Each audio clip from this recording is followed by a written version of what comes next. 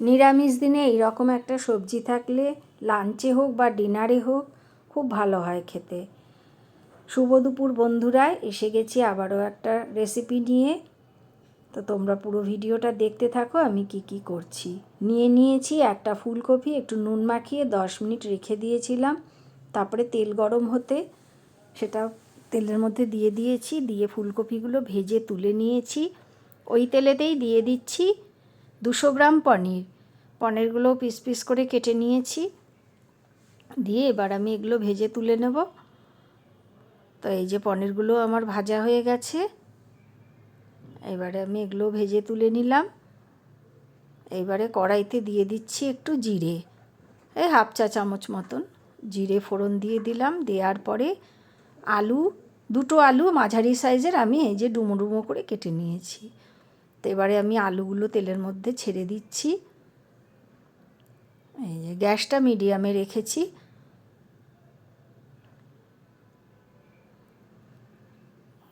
আলুগুলো এখন ভাজা হবে। একটু স্বাদ মতো লবণ দিয়ে দিলাম, ফুলকপিতে লবণ দিয়েছি কাজেই সেটা বুঝে দিতে হবে। দিয়ে দিলাম 1 চামচ হলুদ গুঁড়ো, দিয়ে এবারে আলুগুলোকে আমি ভেজে নেব। এই যে দেখো আলুগুলো ভাজা হয়ে গেছে। এবার একে একে মশলা দেব। দিয়ে দিচ্ছি 1 চা চামচ জিরের গুঁড়ো, 1 চা চামচ ধনের গুঁড়ো, আর এক চামচ কাশ্মীরি লঙ্কার গুঁড়ো। দিয়ে দিলাম 1.5 চামচ মতো আদা বাটা। এবার সামান্য একটু জল দিয়ে আর মশলাটা এবারে কষা হবে।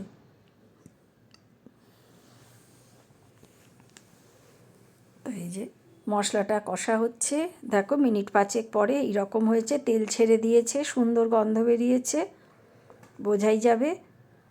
তো এই পর্যায়ে এবারে আমি একটা তেজপাতা আগে দিতে ভুলে গেছি, তাই পরে দিলাম, তোমরা জিরের সাথেই দিয়ে দিও। আর এটা স্বাদ মতো চিনি, যাতে টেস্টের ব্যালেন্সটা ভালো হয়, দিয়ে আর দু বাটি মতন জল দিয়ে দিয়েছি, একটু গরম করে দিয়েছি জলটা।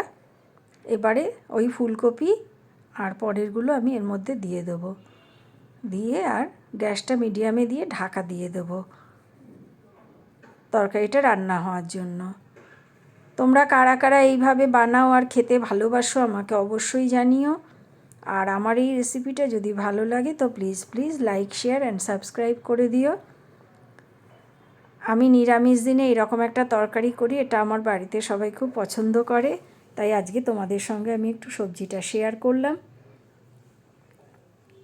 তো এই যে দেখো আমি একটু দেখে নিচ্ছি আলুগুলো একটু সেদ্ধ হবে, তো আমি আবারও একটু ঢাকা দিয়ে দেবো। দিয়ে দিলাম একটু কাঁচা লঙ্কা চিড়ে, তোমরা যে যেমন ঝাল খাবে সেই অনুযায়ী দেবে।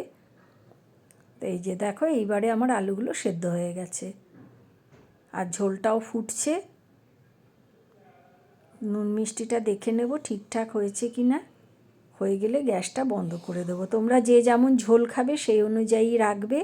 দিয়ে দিলাম 2 চামচ ঘি। এবার গ্যাসটা বন্ধ করে দেবো। ঘিটা দিয়ে আর ফোটাবো না, তাহলে গন্ধটা চলে যায়।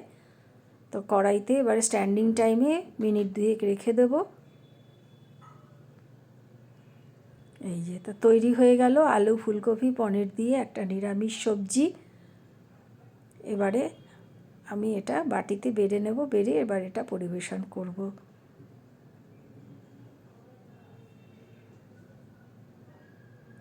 দেখো স্ট্যান্ডিং টাইমে রাখার পরে এটা কেমন দেখতে হয়েছে তোমাদের দেখাচ্ছি।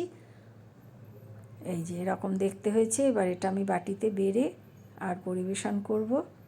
ভিডিওটা আজকের মতো আমি এখানেই শেষ করলাম। সবাই খুব ভালো থেকো, টাটা।